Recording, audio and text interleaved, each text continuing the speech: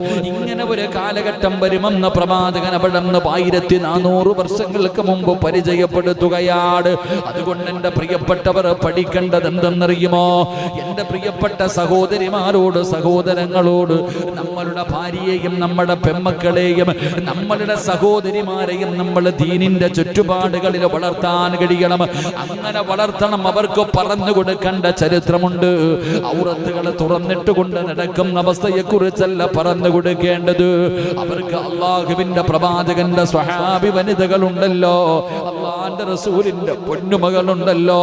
എത്രയോ മഹദിമാരുടെ ചരിത്രങ്ങൾ അറിയാം, എത്രയോ പേരുടെ ചരിത്രമറിയാം. ഔറത്ത് തുറന്നിട്ടുകൊണ്ട് നടക്കണമെന്ന് വാദിക്കുന്നവരോട് മഹാനായ ആദരവായ പ്രവാചകൻ നബി മുഹമ്മദ് മുസ്തഫ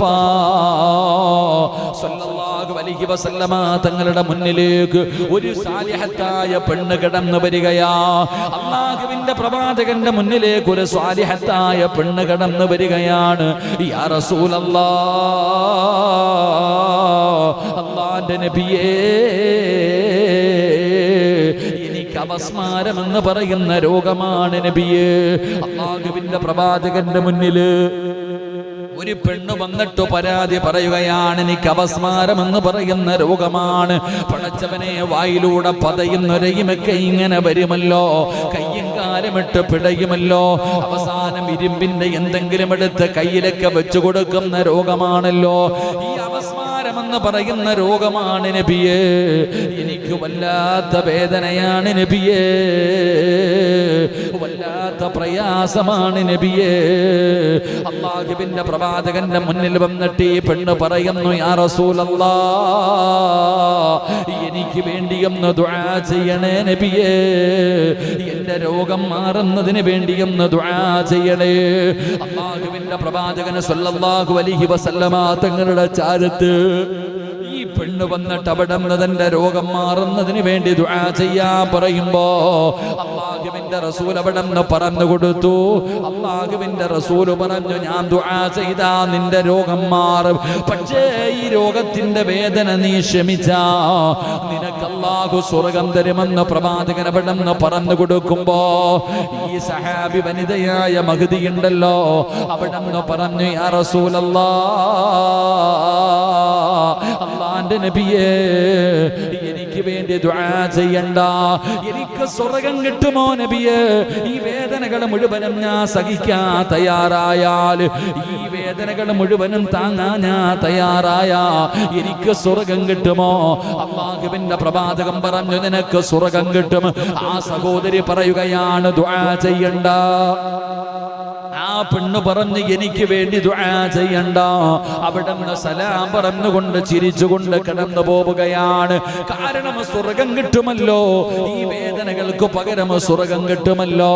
അവിടെ ദുആ ചെയ്തതാ അള്ളാന്റെ റസൂലിന്റെ മുന്നിൽ നിന്ന് മടങ്ങി പോവുകയാണ്. കുറച്ചങ്ങ് മുന്നോട്ട് നടന്നോ, പിന്നെയും അല്ലാഹുവിന്റെ പ്രവാചകന്റെ ചാരത്തേക്ക് കടന്നു വരികയാണ്. യാ റസൂലല്ലാഹ്, നബിയേ,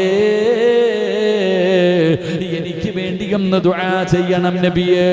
അല്ലാഹുവിന്റെ റസൂലിന് അത്ഭുതമായി, ദുആ ചെയ്യണ്ട, എനിക്ക് സ്വർഗ്ഗം മതി എന്ന് പറഞ്ഞിട്ട് മടങ്ങിപ്പോയ പെണ്ണുണ്ടല്ലോ, അല്ലാഹുവിന്റെ പ്രവാചകന്റെ ചാരത്ത് വന്നിട്ട് പറയുന്നു, എനിക്ക് വേണ്ടിയൊന്ന് ദുആ ചെയ്യണം. എന്റെ രോഗം മാറാനല്ല, എന്റെ രോഗം മാറാനല്ല. എന്റെ പ്രിയപ്പെട്ട മുസ്ലിം സഹോദരിമാരെ കേൾക്കണം, പഠിക്കണം. ഈ ചരിത്രം നിനക്ക് വേണ്ടി പറയുകയാ, ഇത് നിനക്ക് വേണ്ടിയാണ്. ഒരു സത്യവിശ്വാസിയായ പെണ്ണിനെ ഞാൻ നിനക്ക് പരിചയപ്പെടുത്തുകയാണ്. യഥാർത്ഥത്തിൽ ഒരു സത്യവിശ്വാസിയായ പെണ്ണാരെന്നറിയുവോ? എങ്ങനെയാണ് ജീവിക്കേണ്ടതെന്നറിയോ? അല്ലാഹുവിന്റെ പ്രവാചകന്റെ ചാരത്തി പെണ്ണ് കടന്നു വന്നിട്ട് അവിടെ പറയുന്നു, യാ റസൂലല്ലാഹ്, അല്ലാഹുവിന്റെ നബിയേ, എനിക്ക് വേണ്ടി ഒന്ന് ദുആ ചെയ്യണം. എന്റെ രോഗം മാറാനല്ല, എന്റെ രോഗം മാറാനല്ല, പിന്നെ എന്തിനു വേണ്ടിയാണ് ദുആ ചെയ്യുന്നതെന്നറിയോ? ഈ അപസ്മാരം എന്ന് പറയുന്ന രോഗം എപ്പോ എവിടെ വെച്ചാണ് വരുന്നതെന്ന് എനിക്കറിയില്ല നബിയേ. ഇത് വന്നു കഴിഞ്ഞാ വല്ലാത്ത പ്രയാസമാണ്, ഞാനങ്ങ് തളർന്ന് വീഴുകയാണ്. ആ സമയത്ത് ഈ രോഗം വന്നിട്ട് ഞാൻ കടന്നു പിടയുമ്പോ എന്റെ ഔറത്ത് വെളിവാകുന്നു നബിയേ, എന്റെ ഔറത്ത് വെളിവാകുന്നു നബിയേ, ജനങ്ങൾ എന്റെ ഔറത്ത് കാണുന്നു നബിയേ. ആ പെണ്ണ് പറയേ, എനിക്ക് അപസ്മാരം എന്ന് പറയുന്ന രോഗം വന്നിട്ട് ഞാൻ ഇങ്ങനെ കിടന്ന് പിടയുമ്പോ ജനങ്ങളുടെ നടുവിൽ, ഞാൻ എപ്പോഴാന്നറിയില്ല, ഇങ്ങനെ കിടന്നു പിടയുന്ന സമയം ഞാൻ ഈ ജനങ്ങളുടെ ഇടയിൽ കിടന്ന് പിടയുമ്പോ എന്റെ ഔറത്ത് വെളിവാകുന്നു. അതുകൊണ്ട് ജനങ്ങൾ കാണുന്ന നബിയെ എനിക്കിഷ്ടമല്ല നബിയെ. എന്റെ പ്രിയപ്പെട്ടവരെ, അപസ്മാര രോഗം വന്നു ബോധമില്ലാതെ സമയത്തു കിടക്കുമ്പോ പോലും ഒരാൾ എന്റെ ഔറത്ത് കാണുന്നത് എനിക്കിഷ്ടമല്ല. അതാ സാലിഹത്തായ പെണ്ണ്. എനിക്ക് ഈ രോഗം വന്നിട്ട് ഞാൻ കിടന്ന് പിടയുമ്പോ എന്റെ ഔറത്ത് വെളിവാകും, നാട്ടുകാർ കാണും. അതുകൊണ്ട് ആ സമയത്ത് പോലും എന്റെ ഔറത്ത് കാണുന്നത് എനിക്കിഷ്ടമല്ല. അതുകൊണ്ട് നബി ഒന്ന് ദുആ ചെയ്യോ എന്റെ ഔറത്ത് തുറക്കാതിരിക്കാൻ. അതാണ് സ്വാലിഹത്തായ പെണ്ണ്. അള്ളാഹു നമുക്ക് ഈമാൻ നൽകുമാറാകട്ടെ. നമ്മളോ വഅദിന് വരുമ്പോൾ ഫർദയിടും, വഅദിന് വരുമ്പോൾ എന്തെങ്കിലും പള്ളിയിലെ കാര്യങ്ങൾക്ക് വരുമ്പോൾ ഫർദയിടും, കല്യാണത്തിന് പോകുമ്പോൾ നമ്മൾ വേറെ രീതിയാണ്. പിന്നെ നമ്മുടെ ഫർദകളെ കുറിച്ചൊന്നും പറയാതിരിക്കലാണ് ഏറ്റവും നല്ലത്. ഞാനിതാ ഇന്നത്തെ ജുമാ പ്രസംഗത്തിൽ ചോദിച്ചത്, ഹിജാബ് ധരിക്കുന്ന എത്ര പേരുണ്ടെന്ന്. അള്ളാഹു നമുക്ക് ഈമാൻ നൽകുമാറാകട്ടെ.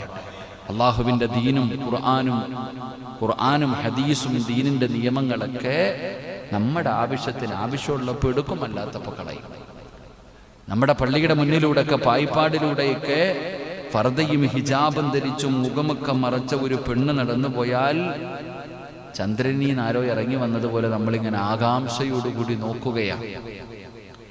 ആ ഫർദയും ഹിജാബും ധരിച്ചുകൊണ്ടൊരു പെൺകുട്ടി നടന്നു പോയാൽ പരിഹസിക്കുന്നത് എന്തുവാടാ, ഈ പ്രായത്തിലൊക്കെ ഈ ചെറിയ പെൺകുട്ടി എന്താ വാപ്പാനോട് വഴക്കാ, ഇങ്ങനെയാണ് നാണയില്ല നിനക്ക്.